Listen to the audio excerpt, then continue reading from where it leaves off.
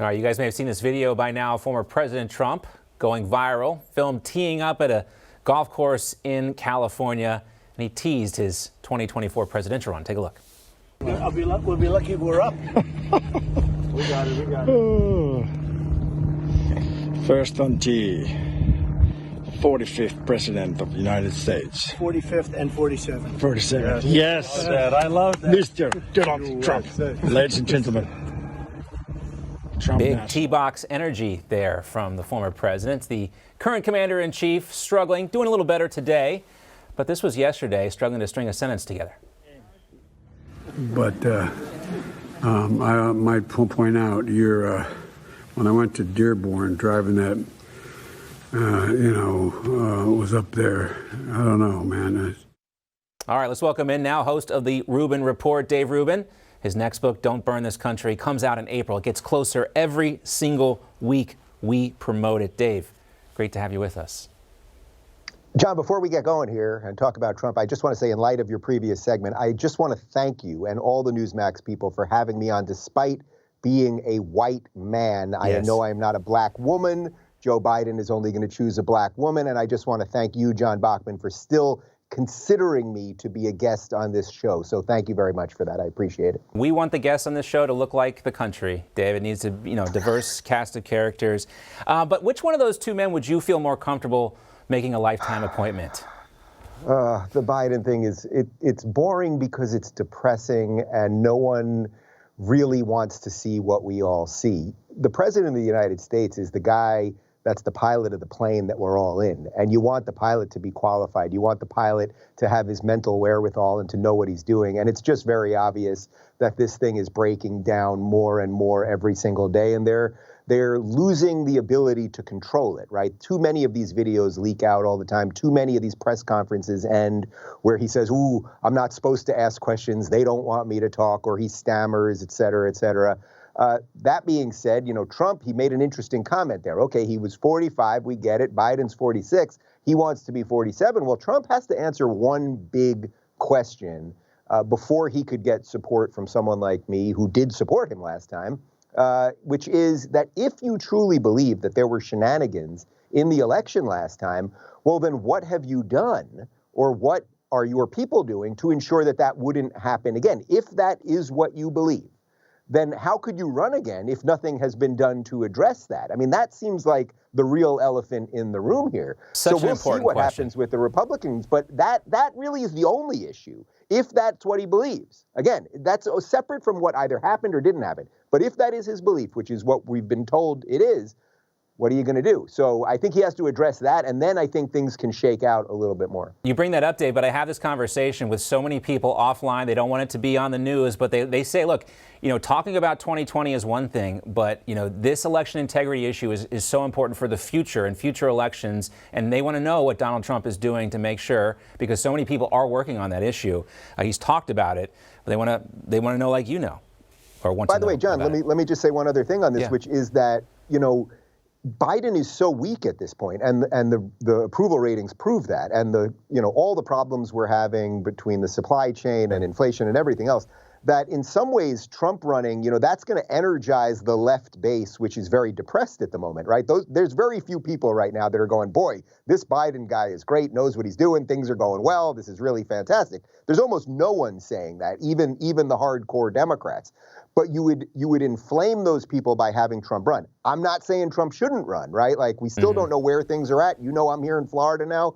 I love Ron DeSantis. I'd like to keep him here in Florida. We shall see. I want to talk about DeSantis in a second. All right, let's get to it. But I wanted to ask you, too, I want to stick on the Supreme Court thing. And I just, President Biden's obviously going to nominate a liberal here. We just hope it's not somebody who gets all their facts from NPR like Sonia Sotomayor. Remember this during the COVID stuff last week or a couple weeks ago? Here she is. Yeah.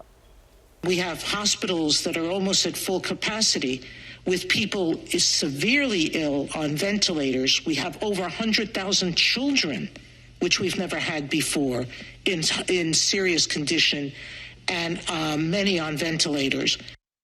Bill Maher this past weekend called Sonia Sotomayor incredibly, I don't know what he said, but ignorant, I guess, about the facts at hand, and Bari Weiss accused her. They're losing Bill Maher, man. They're losing Bill Maher. They are. I think they've lost him. Thing on my show.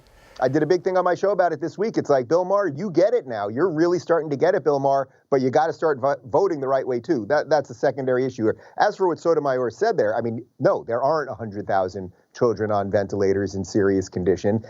We've constantly been told for 2 years about these overrun hospitals. Can I see any video of it from, how about not even in America? How about somewhere in Africa? Show me an overrun hospital. Show me all the dead bodies in the hallways and everything else. Again, that's not to diminish COVID, okay? John, you know I had it a couple weeks ago. Yeah. I'm okay. I had some leg pains. Got monoclonal treatment here in Florida, which now the federal government is cutting off, by the way. That's our next topic of convo. But exactly. What they've done here is really dishonest because they constantly are flagging us for misinformation, and yet you've got a Supreme Court Justice of the United States in an incredibly important hearing. And by the way, that wasn't the only bit of misinformation that she leaked. 100,000 kids on ventilators. No, it's not true. They've politicized COVID. They've politicized the Supreme Court, and we have this issue where Ron DeSantis is going back and forth with the White House about these monoclonal antibody treatments. The White House says they're not effective. I think you could speak to the other side of that, right? Look, I can tell you what happened to me. And of course, this is just one person saying what happened to them, but there's a lot of other people like me. I got COVID a little bit before Christmas when it was really running wild. I got monoclonal treatment. I had just moved here to Florida, got monoclonal treatment within about 2 hours.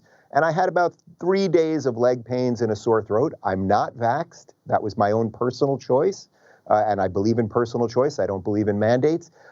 There's an awful lot of evidence that monoclonal treatments work. By the way, there's some questions whether it really works with Omicron, which is the variant that's running around right now. But we should be allowed to talk about that. But the simple fact of this is that the reason that the federal government is now holding this stuff back is because they know it was working in places like Florida, where if you had symptoms, you could go get monoclonal treatment at a public facility, which we're all over the state, where in California, which as you know I fled, it was very hard to get monoclonal treatment. You had to have a positive test, but it was very hard to get a test in the first place because there was a testing shortage. So we seem to punish places, states in this case, for doing things right.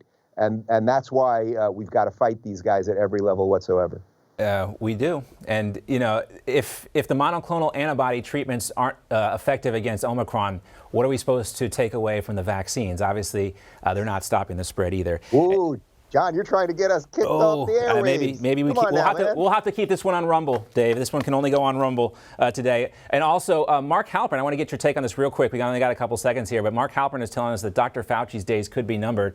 He says Dr. Fauci has been seen by most veteran Biden watchers as untouchable and unfireable. That has not been Joe Biden's style, but now some Democrats close to the president wonder if Fauci is, or at least should be, on the chopping block. What do you think, Dave? John, somebody's got to go, right? 2 years into this thing, 15 days to flatten the curve. Fire somebody. Fire the janitor at the NIH. Fire the electrician at the CDC. Somebody's got to go. I would start with Fauci. All right, Dr. Fauci, you are on notice. Great to see you, Dave, as always. Sorry, Tony. I'm glad to hear you're feeling better, too. Thank you. If you're looking for more honest and thoughtful conversations about politics instead of nonstop yelling, check out our politics playlist. And if you want to watch full interviews on a variety of topics, watch our full episode playlist all right over here. And to get notified of all future videos, be sure to subscribe and click the notification bell.